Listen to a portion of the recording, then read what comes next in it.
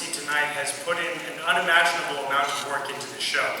But especially amongst these people are seniors that have dedicated their time and their hearts and a lot to this show.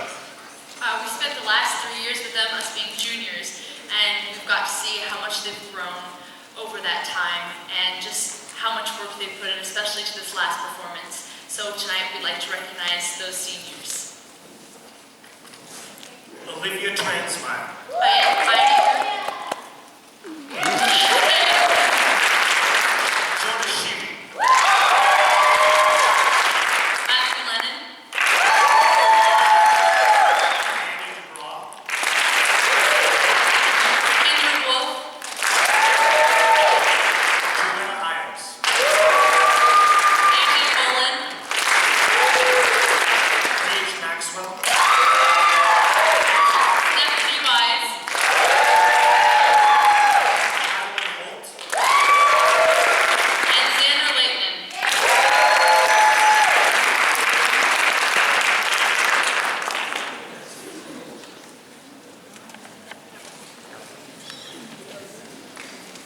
Good evening, and welcome to the Richard Brown Fine Arts Center for this evening's production of Curtains. Please remember food and drink are not allowed in the house, and please refrain from any form of flash photography.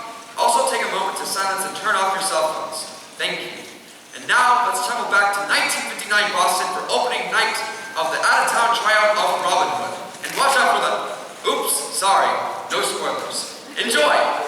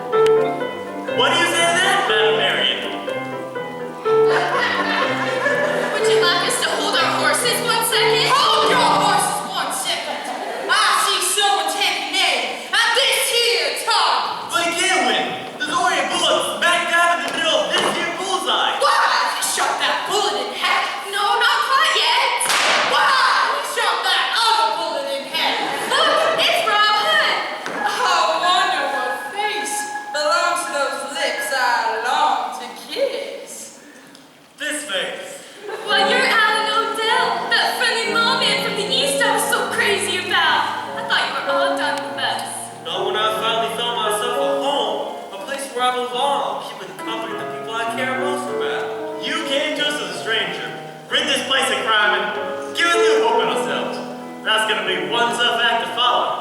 Well, how's this? Will you be my lawful wedded wife, Miss Nancy? Oh, yes, I will.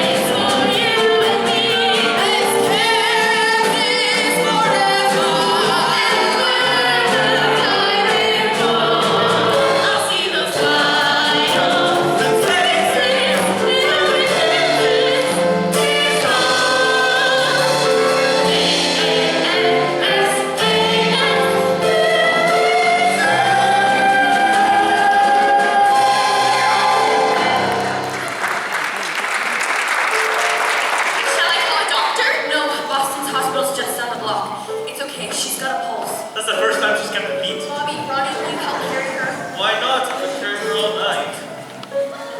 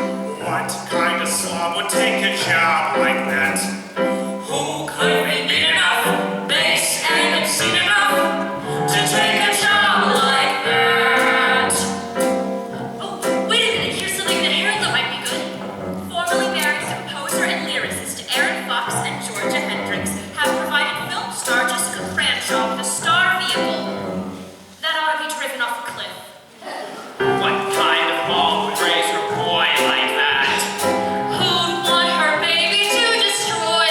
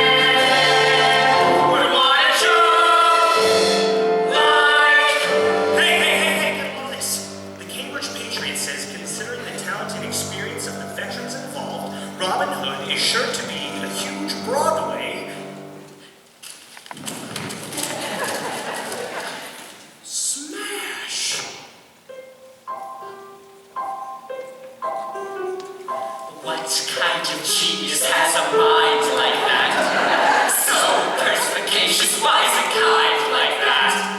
Far from his mother's knee, she must be thrilled to see how he grew up to be such brilliant company. Refined and reflective, more completely objective, but it lifts up your heart to meet a man like that.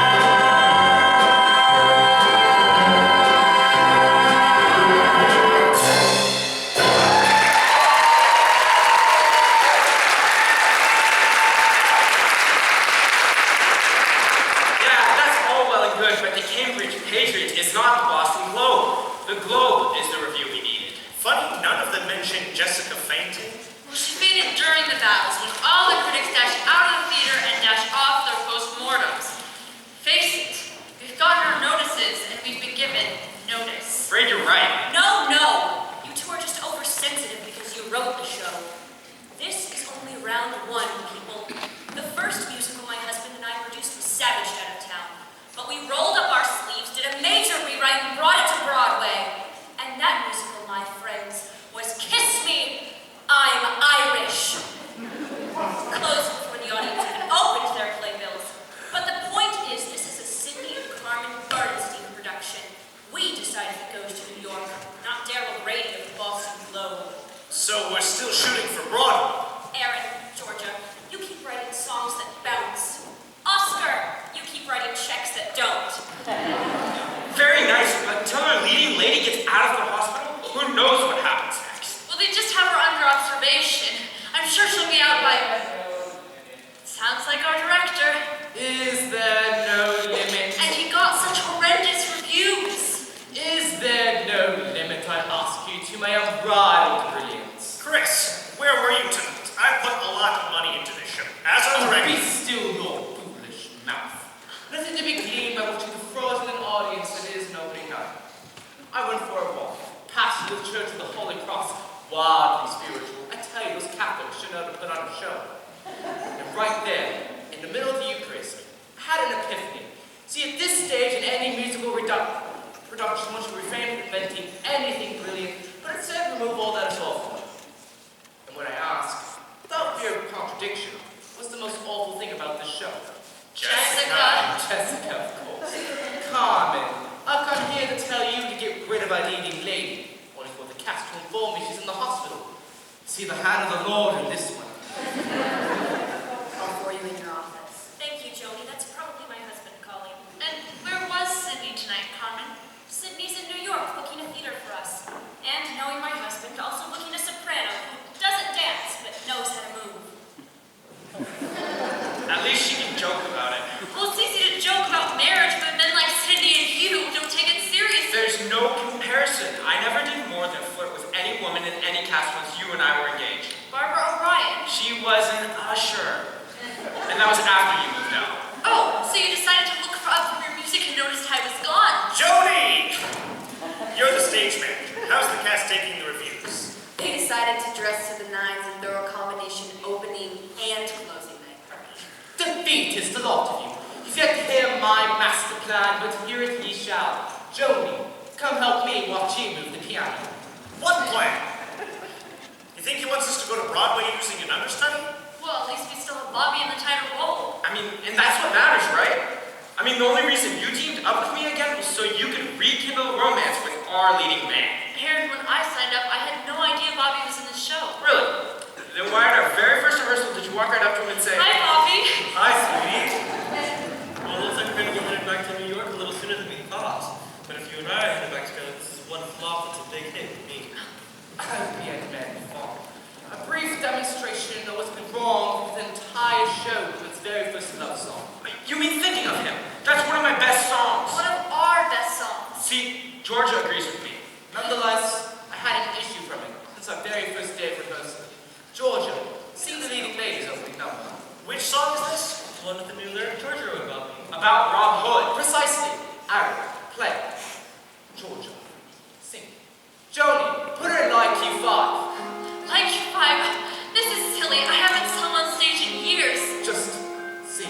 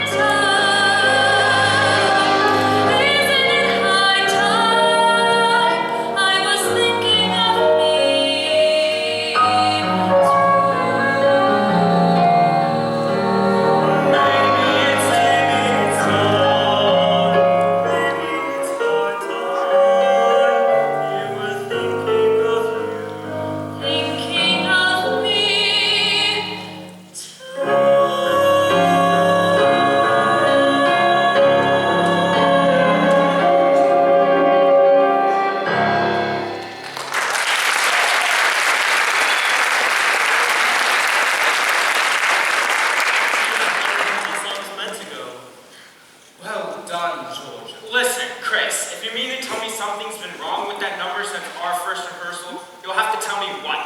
So we ever let Jessica Cranshaw to sing it. Now look here, everyone. It's a crying shame that lead lady collapsed tonight's performance. She could have done it weeks ago, save us all a month of misery. But the cavity that Jessica's created must be appropriately May I filled. speak?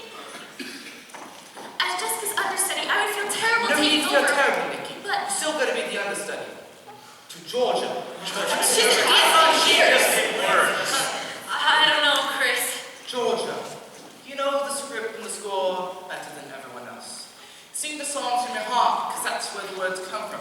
Though I do realize it's been quite some time. Excuse me, but speaking for those of us in the chorus, I really think Nikki should get the role. She's talented and You're still gonna be Nikki's understudy. If she gets the lead, you get her part. Well, yes, that's... Nice try, Bambi, but either George is in or I'm out.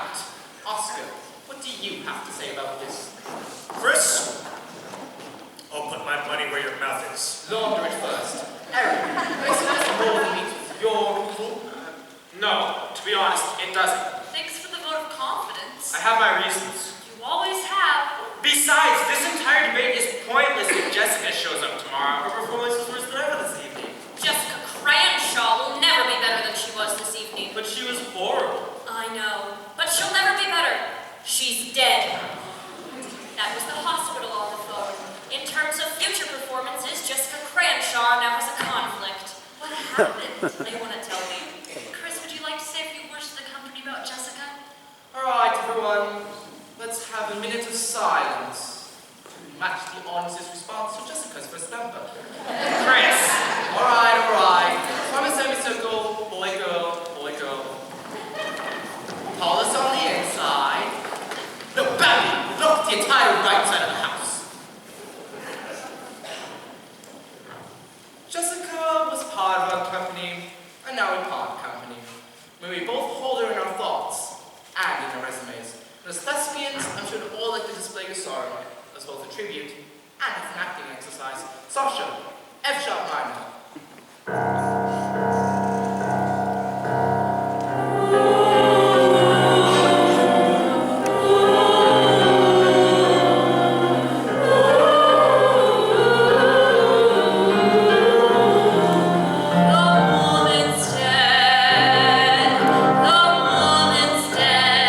Go tell her fans to change their plans. The woman's dead. Would someone care?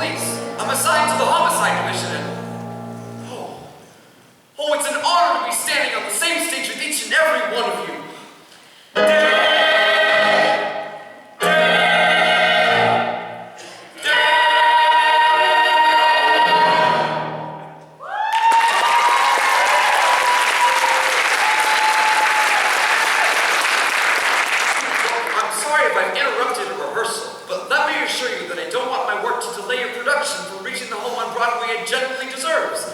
I happened to see Robin Hood in previews, and may I say that, with the exception of the deceased Miss Cranshaw, you're all just such wonderful performers. And what a great score. Well, I appreciate that, Lieutenant. On behalf of my half of that compliment, thanks as well. You're more than welcome. I've done a little community theater myself. Oh no, nothing that fancy. Although my Billy Bigelow, the Brooklyn Art House, got a favorable review. And in A Midsummer Night's Dream, my bottom was very well received. Wait a moment. You say you're from Homicide? Yes. Based on the preliminary autopsy, it's clear to say that Jessica Cranshaw was murdered. Well, what are they gonna do with her killer? I mean, he must get some kind of trophy or Pontiac race. Sorry, pure reflex. What killed her? Hydrocyanic acid, commonly used in electroplating, as well as the gas chamber in San Quentin. Huh. It was in capsule form, which is why no one realized she'd been poisoned until the capsules dissolved in her stomach, starting a chemical reaction that created her own personal gas chamber internally.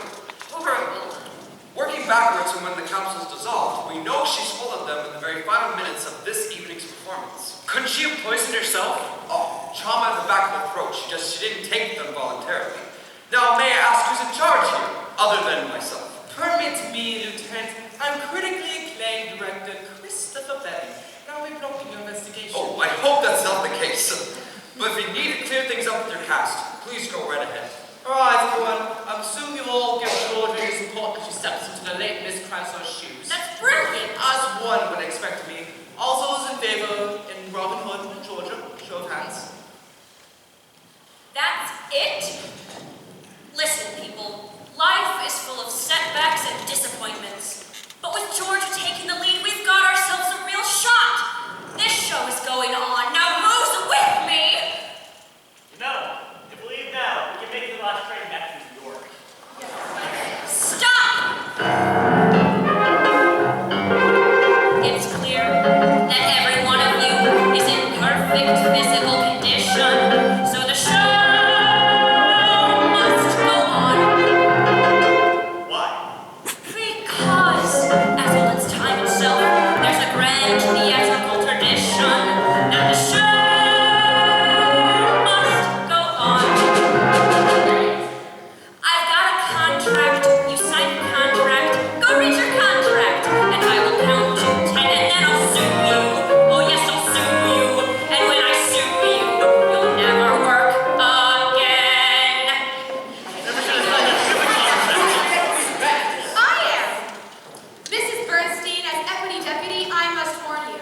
Any further threats and you will be brought up on charges. Oh, shut up, Elaine. The name is Bambi. Mother. All right. Let's put it this way. For the Becker's sake, I'm asking your permission to let the show go on. No! The show must go on. The show must go on. 'Cause I say the show must go on.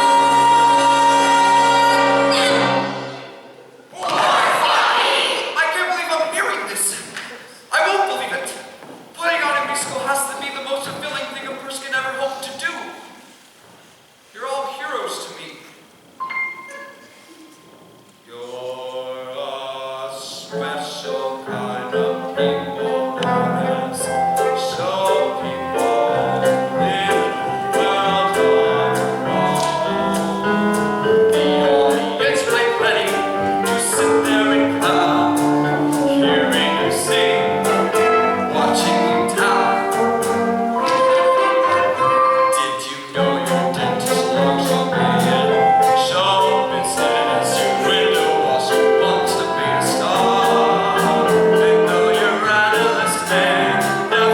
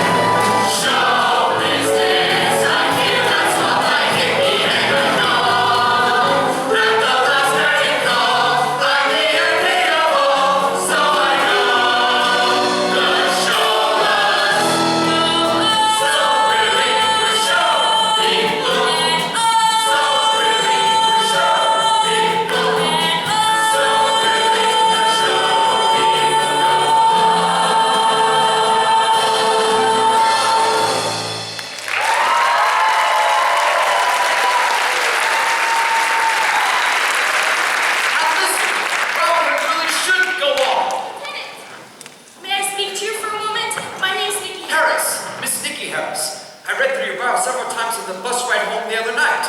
And may I say that your performance was particularly memorable. It was just Well, lovely. thank you. Love. Well, thank you. I'm crazy about your little vibrato. Very kind. Anyway, yesterday Miss Crenshaw asked me if I could coach her on some of her lines, and of course I said I'd be glad to help. That's so like you. Well, I am her understudy. At least I was. I guess I'm George's now. Anyway, these 3 letters fell out of her script. She didn't take them very seriously, but I still kept them. I'm afraid my fingerprints are all over them. They're death threats. See, the words and letters had been pasted onto the paper, cut with little curved finger scissors from a newspaper or a magazine, I would imagine. You're murdering the score, but I'll murder you. You'll drop before the curtain does. If you don't quit, you'll die legit. Can you tell anything from them? Well, they seem pretty negative in spirit. Yes, of course. Oh, I'm sorry. You were expecting the author Conan Doyle version. Unfortunately, these notes reveal very little. Except the person who sent them was a man in his early 30s, 64 in height, who wears a pewter ring, served in the Merchant Marine, and despite being right-handed, is known to his closest friends as Lefty. However, did you know that? Oh, I didn't. I was just saying that. You were probably hoping I was able to tell. Wow. If I could do that from wow. Gee, for a second I was impressed. Well, what do you say we all go across the street and have ourselves one slobber knocker of a wake for the late, if less than great, Jessica Cranshaw. Drinks are on me. Well, yeah! Wait a minute. Everyone stay where you are. I'm sorry, but the theater is quarantined. All the extras are guarded, and none of you can leave. Oh, no, I'm sorry.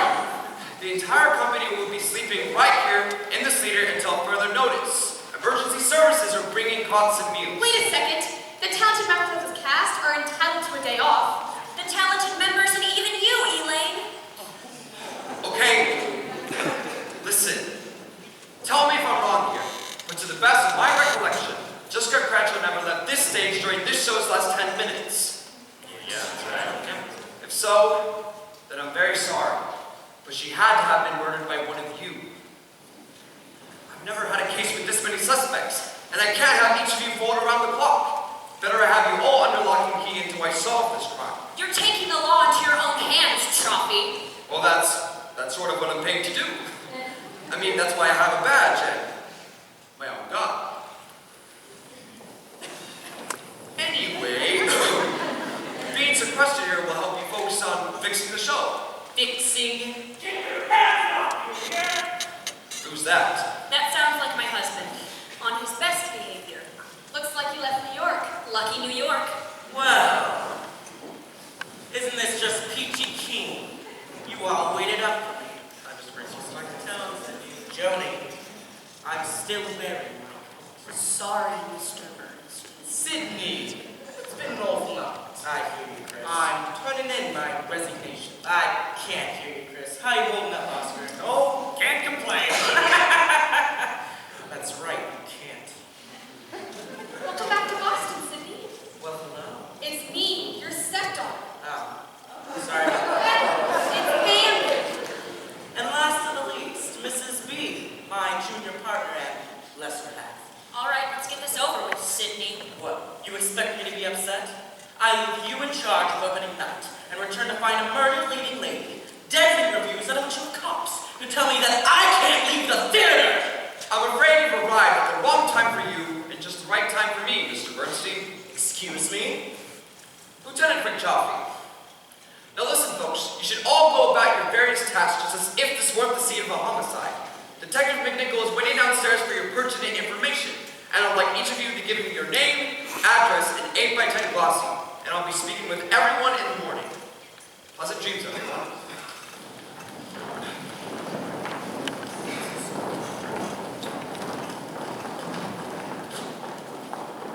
Lieutenant, I can't be a suspect. I was in Manhattan when Jessica got murdered. Can you prove that? It just so happens I was keeping company with a young actress down in Sutton Place. If I were to give you her name, it could ruin her reputation. Your chivalry is touchingly convenient. Lieutenant, I have many influential friends in New York City. Too bad you're in Boston. And will you be wanting me any further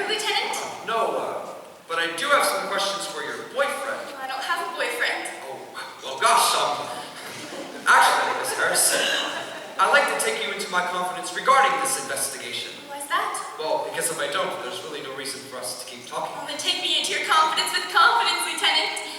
Something's very wrong here. I just met an opening night cast that seemed incredibly eager to close. Well, I can understand how they might feel. They all gave up wonderful jobs and hit Broadway musicals to work up here in Boston. I've never performed outside of this city, and Bambi's had to fight mother at every step just to be in the chorus. The rest of the cast are underpaid and overworked, though surely not enough to drive any of them to murder. Keep in mind, within arm's reach at any hour of the day or night. You think I'm in some danger? No, that was a completely unrelated thought. You live with danger on a daily basis, don't you, Lieutenant? Oh, most of the time it's just paperwork and procedure. Detectives don't have an opening night, Miss Harris. We make our entrance after the curtain has fallen on someone else's life. But it's a calling, isn't it? Like a doctor or a teacher? Or an actor. I suppose you're right. I can't imagine doing anything else with my life. It's not wrong to be married to one's work, is it? No, not at all. But sometimes it's no, honey. I love my job, I really do. And if I say so myself, I'm good at it too. I catch the bad vibes, well, most of the time. So it's a good life, a perfectly good life, not exactly so bad. When I finished my work and I crawl into bed, I reflect as I turn out the lights of the days that's to come and the week that's ahead will be lunch counter mornings and coffee shop times. Lunch counter mornings and coffee shop times. Oh, it's reassuring to have such a dependable schedule. Like that days every Wednesday. Or brisket and broad beach each Thursday. With your friends. I like my pals, the guys in the force. We're not very social, they're all married, of course. Sometimes we go bowling or have a few beers. So it's a fine life, a perfectly fine life. I'd give it 2 cheers. But sometimes I think at the end of the day, when I read the last burglar's rights, that the life that I lead is a little bit gray. Well, it's a lunch counter mornings and coffee shop times. Lunch counter mornings and coffee shop times.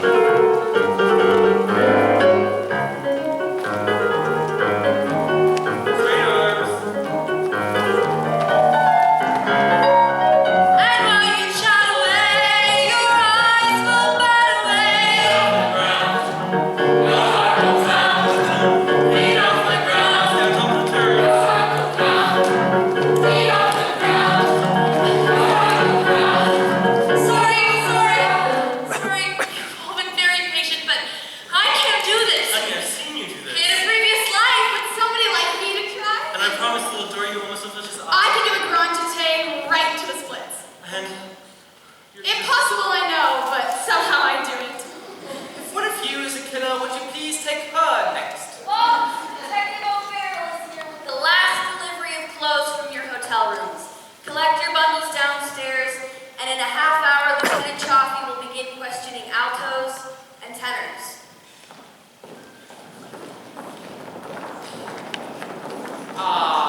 Herr Lieutenant, rising from interrogation chambers to grace us with your presence. Thought I'd stretch my legs. I've been stuck in the green room all day. At least you got to sleep in your own bed last night. Sorry about that. I, intrigue you, don't I, Lieutenant? Yes, Mr. Belling, as both a director and a suspect. Thank you. And did you pick out those clothes for Nikki Harris that I asked for? Nothing but booze and grooves like you asked. Are you trying to set some kind of trap up for her? No, I'm trying to match your eyes.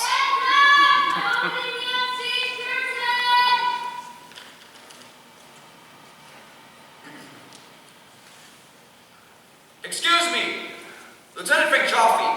You mind telling me who you are and how you got in here? Oh, as a member of the press, I'm exempt from your quarantine, Lieutenant. Daryl Grady, the Boston Globe. Well, after the review you gave Robin Hood, I can't imagine why you'd show your face here of all places. I'm as mystified as you. The show's producers called and asked me to pay a visit. That's right. Carmen Bernstein, Mr. Grady. You'd have our thanks, if not for your review. Listen, I've tried my level best to say something good about your production. I praised the choreography and the young woman who played the school mom, Nikki Harris. Well, I'm afraid it's all history now. My condolences on the loss of your star and your show. When you interviewed me last week, I told you we'd be going to Broadway no matter what you wrote about us. We're keeping Robin Hood open, and once we've ironed out the kinks, we're asking you to review it again, with Georgia Hendricks in the lead. Georgia Hendricks, your lyricist. She has been in the show for years. And that's some story. I mean, yes, there is a precedent for praising a show as a new lead. All right, tell you what, I'll re-review your show tomorrow night. Tomorrow night? It's the best I can do. Besides, not many shows can survive 2 bad reviews from the Globe in 1 week. Carmen, go tell the cast we have 24 hours to hold a week of rehearsals. If we fail, you'll live to regret it. Sydney, I guess the reason you're such a lowlife is because they built you so close to the ground.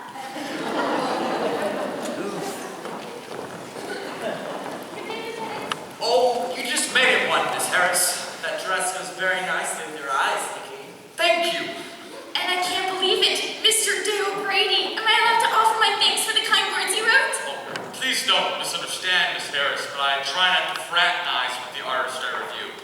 But let me say, you did stand out in what was otherwise an abundantly misguided production. Mr. Grady, I thought your review of Robin Hood was neither the sequel and way off the mark. Well, I'm not sure you know how to judge acting, Lieutenant. Of course, you're the expert. However, I am glad to inform you that I'm now placing you under arrest for the crime of murder. What? Have you lost your mind? Any statement you make may be taken down in writing and used against you in the court of law. This is insane! What do you say? I'm saying my best lines of Agatha Christie's Murder at the Vicarage. I played Chief Inspector Sackett and Nanny Town players 2 summers ago. Oh. Did you think I was saying that for real? Gosh. I'm not sure you know how to judge acting, Mr. Grady.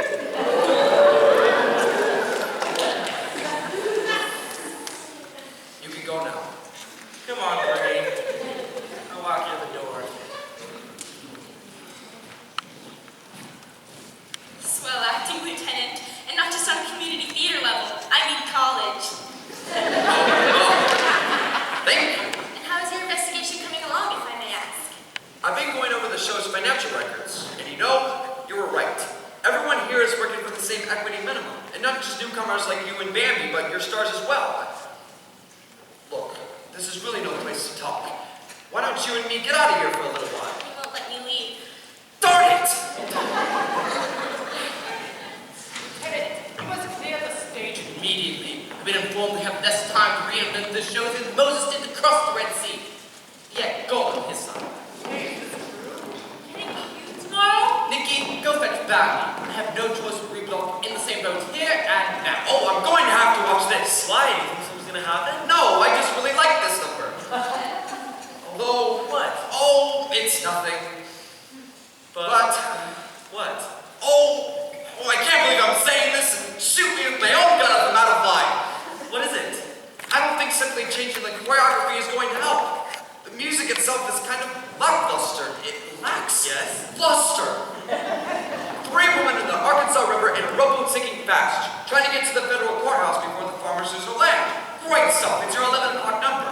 But the music itself, it's kind of, I wonder, could we hear a bit of it? Sasha, ladies, sing for the lieutenant, would you? Here you go, Chelsea, just for you. In the same boat, on the same sea, shaking inside as the tide keeps rising. Nary a ship, nary a sail, nary a soul on the whole horizon. Still we are not discouraged due to the ancient code that you like it to when you take it all on the chin when you're in the same boat.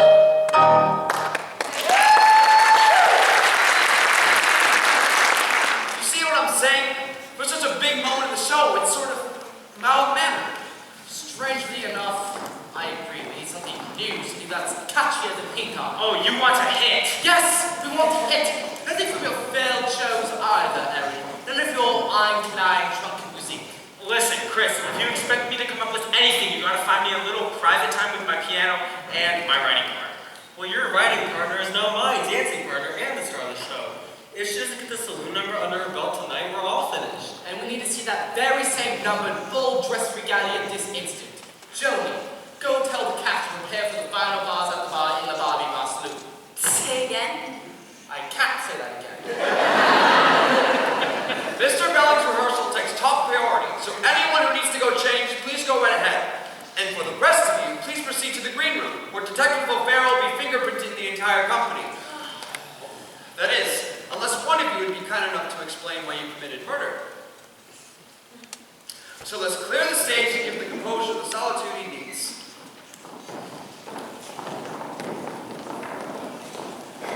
That should give you a few minutes alone with the piano, Mr. Fox. Alone, yeah. It must be difficult having to create when your writing partner is... Otherwise engaged. May I ask, only because I've wanted this my entire life, what should normally come first, the music or the lyric? Same answer as the chicken or the egg. Oh, so the lyric. No. A great melody doesn't always need a lyric or a lyricist. Well, then how do you start? Well, it can start with a note, which can become a phrase. And then you try hanging words off each branch, like trimming a tree. Sounds easy enough. Really? Huh. Don't talk about love. Or you'll have to say, fits like a glove. Or as certain as push comes to shove. You'll pine for the woman you're constantly thinking of. You see the problem. Dangling participle. So you should just stay away from love? At all costs. And don't mention your life. Or you'll have to say, cuts like a knife. Or refer to the heartbreak and strife. When you find that you're missing your... Missing... what? You were saying what you miss. No, I meant that... Well, I miss the music. I miss the song. Since she's not with me, it comes out wrong. It doesn't matter how hard I try.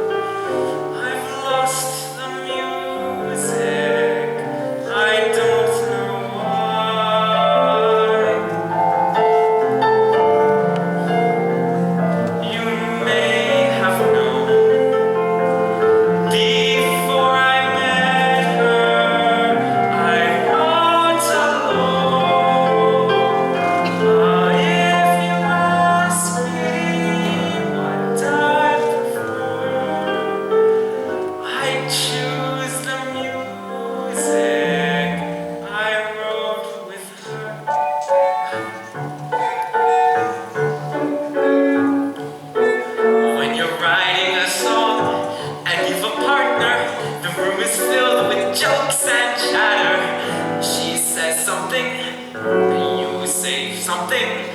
She writes a line and you play a vamp. But when you're writing a song without a partner, that's a completely different matter. No one tells you that's not funny. No one says let's cut that part. No one makes you better than you are.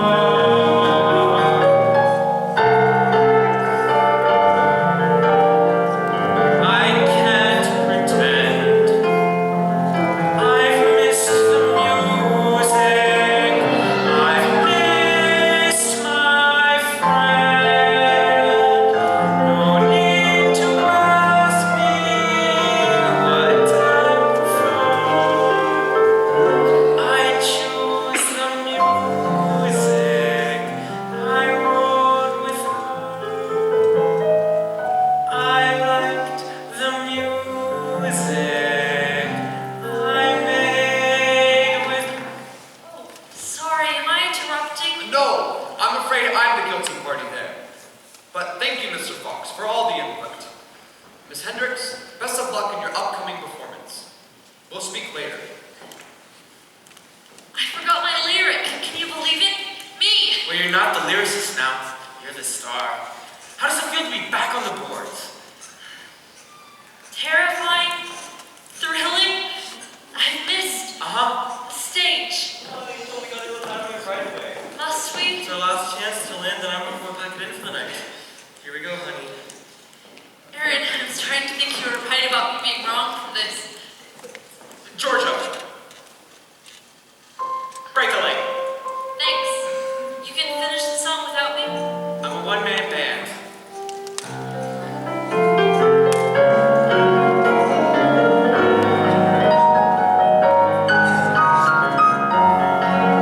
I miss the music. I miss my friend. No need to ask me what I prefer. I choose the music I wrote with her. I loved the music I made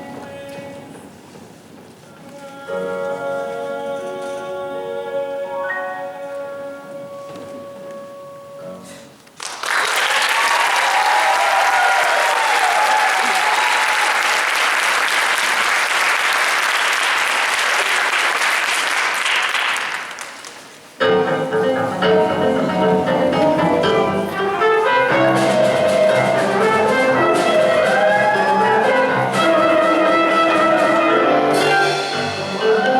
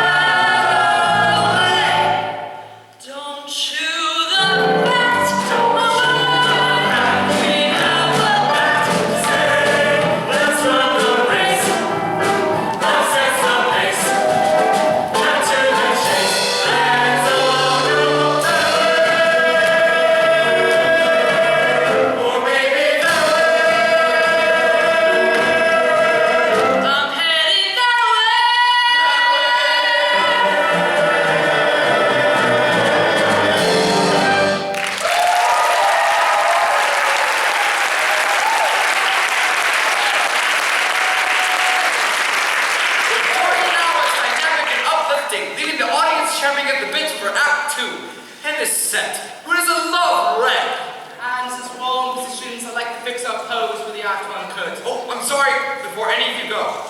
I've had a chance to speak with everyone, and you seem like a terrific bunch of people. But I'm afraid this briefcase contains some very compromising evidence about one of you. I don't want to point any fingers, but I have some additional questions, sir. An urgent call from headquarters. Shoot. Mr. Belling, just go on with whatever you were doing. All right, everyone. As I was saying, I'd like to fix a pose for the Act 1 curtain. Lights! As I thought. As you were. Looks like everyone but Nikki has something to hide.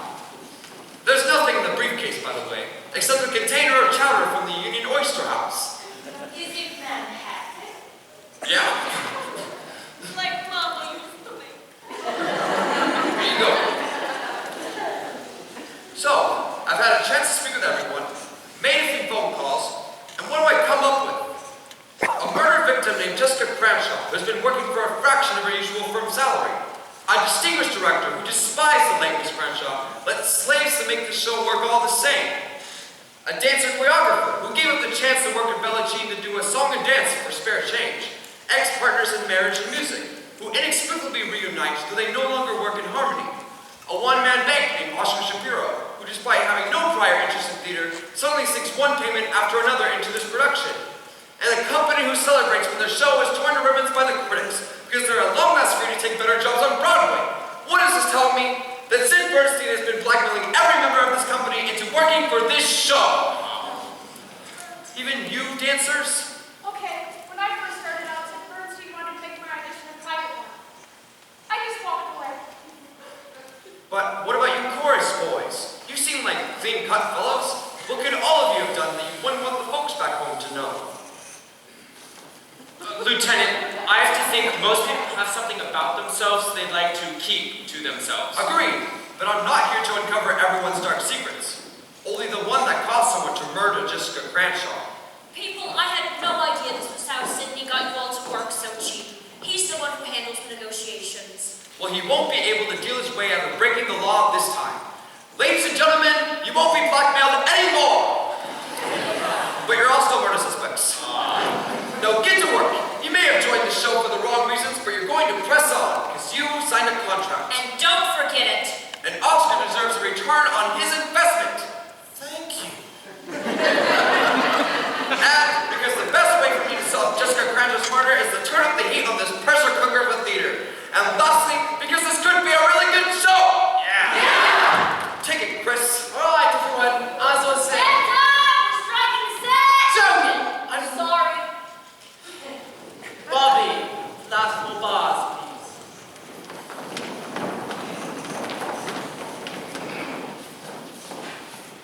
5, 6, 7, 8.